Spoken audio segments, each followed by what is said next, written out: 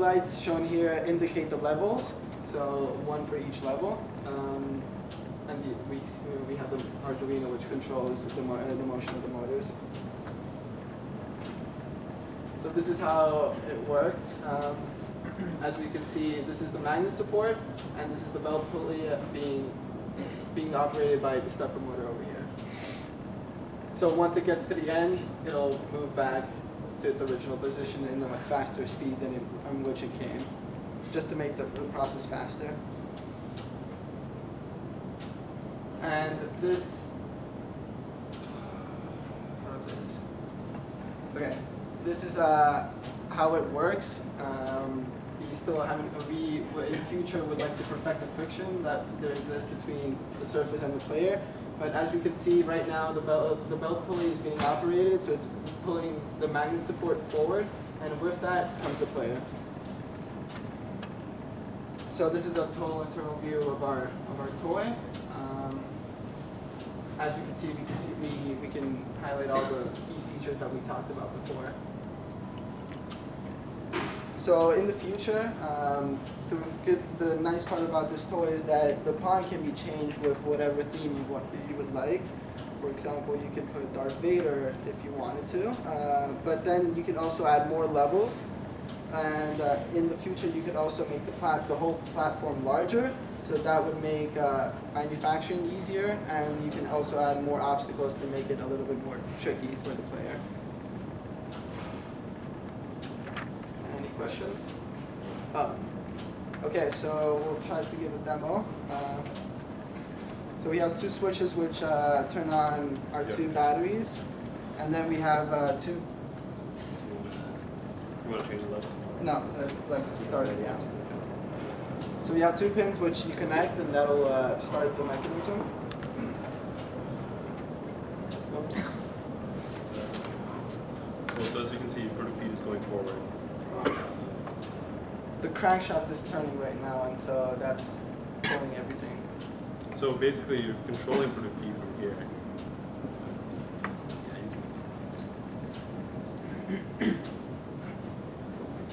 On occasions it gets stuck because of friction.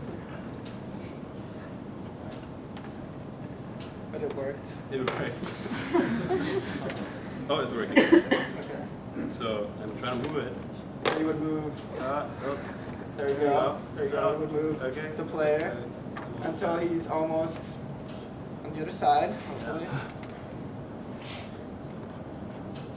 So I'm moving the player, he's moving forward because of the magnet. I'm stuck. I got stuck in the obstacle. So now the magnet's probably detached from So we pretty much lost, and the magnet is being returned to its original position, at which point you can change the level. Yeah. You can make it faster. Two other pins. Yeah. All right.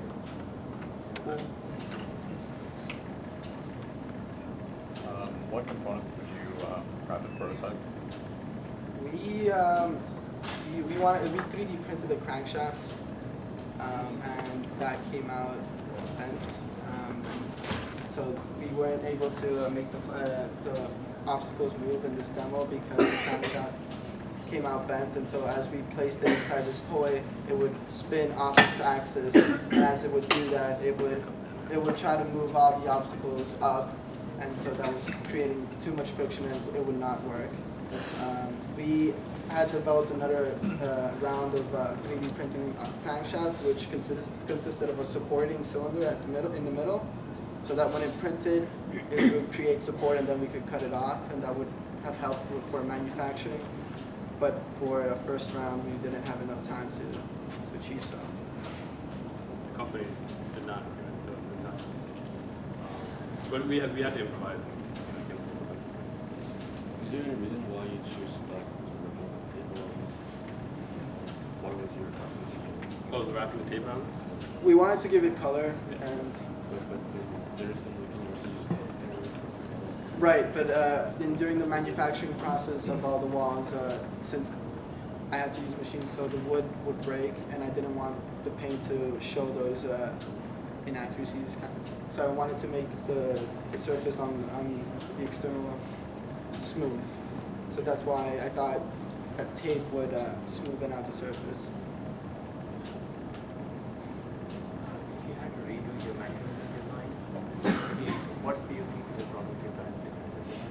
So, What would you do to so we probably redesign, reprint the crankshaft so that it would print out without any damage or anything. but Apart from that, I guess we would come up with just increase the tolerances such that even if there are faults in anything, in 3D printing or if there's some friction somewhere, something like that, it would still, it